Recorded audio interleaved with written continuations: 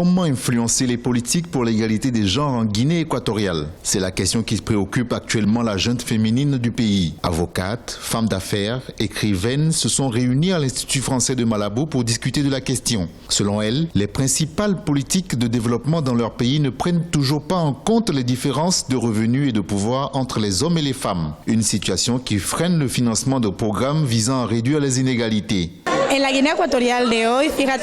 Dans la Guinée équatoriale d'aujourd'hui, au XXIe siècle, malgré les avancées sociales qu'on remarque, il est difficile d'être une femme dans notre pays.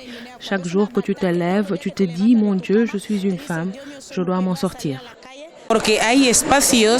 Il y a encore des espaces traditionnellement considérés comme appartenant aux hommes dans lesquels de facto on ne considère pas que les femmes appartiennent. Socialement, on vous dit que vous pouvez faire telle ou telle autre chose, mais en réalité, vous rencontrez 1000 difficultés pour vous en sortir.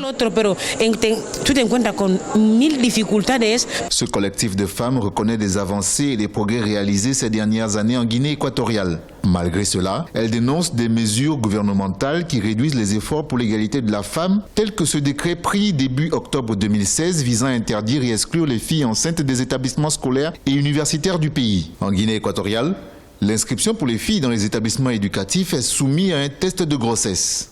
Yo creo que no hemos avanzado, tampoco hemos retrocedido, es que ni siquiera hemos empezado.